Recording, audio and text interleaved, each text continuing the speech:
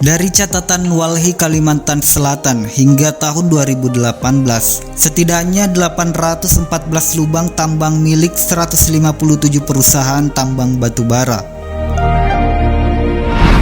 Aktivitas penambangan pada daerah pegunungan ini di Tenggarai juga berkontribusi pada terjadinya banjir besar yang melanda 11 kabupaten di Kalimantan Selatan awal tahun 2021.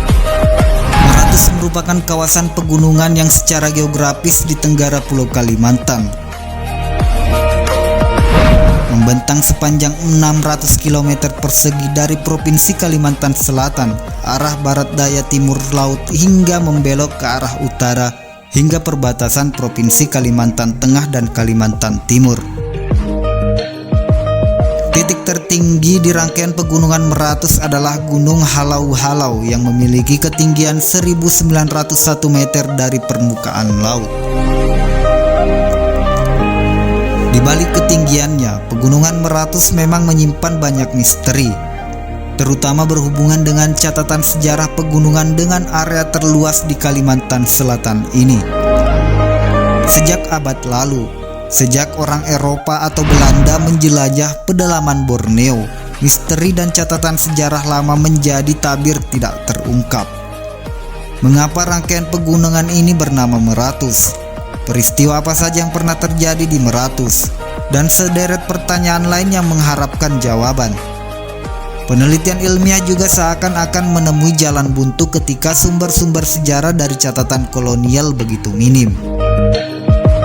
Bahkan penjelajah kawakan Anton W. Nieuwenhuis yang mengadakan ekspedisi pedalaman Borneo tidak pernah bercerita tentang apapun di pegunungan ini. Dalam tulisan klasiknya In Central Borneo, Reis van Pontianak naar Samarinda 1898 and 1899, atau yang artinya di pedalaman Borneo, perjalanan dari Pontianak ke Samarinda 1898 hingga 1899. Bahkan tidak menyebut nama Meratus dalam laporannya, hingga ini menjadi suatu keanehan.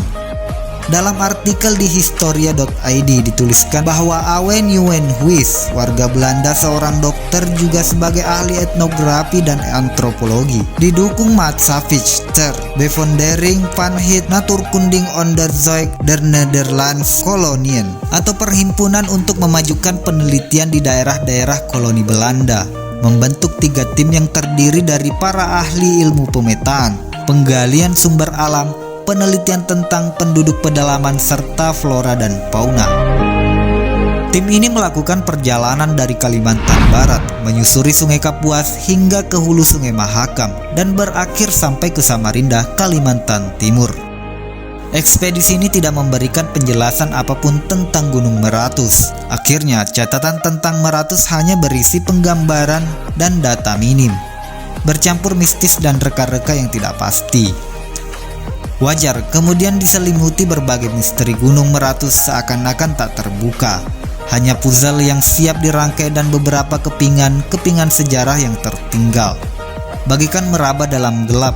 Hingga akhirnya beberapa sumber kolonial sedikit membuka tabir, terutama menjawab pertanyaan mengapa pegunungan ini bernama Meratus.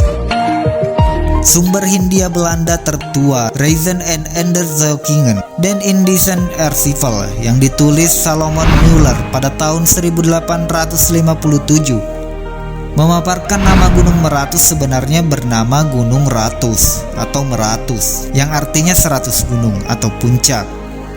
Dalam rangkaian pegunungan ini, hampir setiap puncaknya memiliki nama sendiri.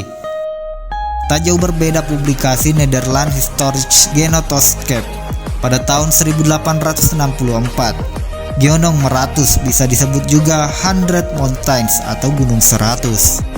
Demikian halnya dalam laporan yang dilansir Kaums Schweiner pada tahun 1853 bertitel Historisch Geographisch en Statistik Antiekningen betreffend Tanah Bumbu, menuliskan bahwa di wilayah Borneo bagian tenggara terdapat pegunungan yang memiliki banyak puncak, yang secara keseluruhan serangkaian pegunungan ini bernama Gunung Meratus atau Gunung Ratus.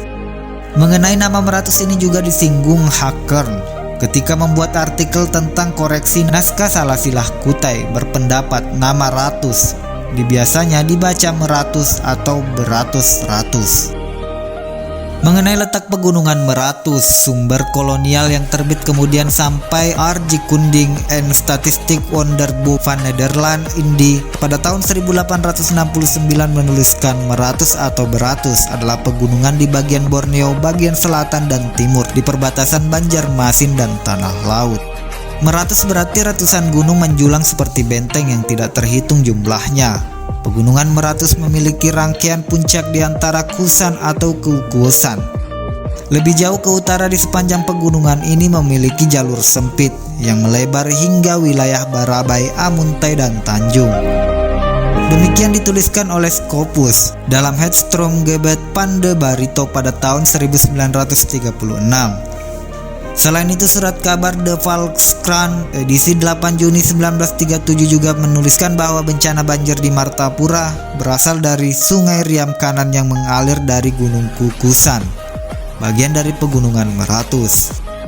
Cerita lisan juga hadir dalam penelusuran cerita rakyat yang dilansir oleh bongkar.co.id dan ceritadayak.com maupun Dayak Talino. Blogspot.com menuliskan kisah tentang Gunung Meratus juga diungkapkan oleh penduduk dari suku Bukit di Kalimantan Selatan bernama Amung Tahe. Pria yang telah tinggal turun-temurun di desa Rangkit, kaki pegunungan Meratus, menceritakan pengalaman hidupnya bertualang menjelajahi Meratus. Dusun Rangkit sendiri adalah sebuah dusun yang bisa diakses dari pedalaman Kabupaten Pasir. Walaupun bercampur mistis, setidaknya memberikan penggambaran. Bagi masyarakat suku Bukit sendiri, mereka tak mengerti tentang dusun tempat tinggalnya, apakah termasuk di daerah Kalsel, Kaltim, atau pula Kalteng. Bagi mereka, hal itu bukanlah persoalan. Yang jelas, mereka bisa saja di mana-mana. Bagi mereka, hutan adalah rumah kehidupan bagi mereka. Secara umum, masyarakat suku Bukit berdiam di belantara seputar kedua sisi pegunungan Meratus.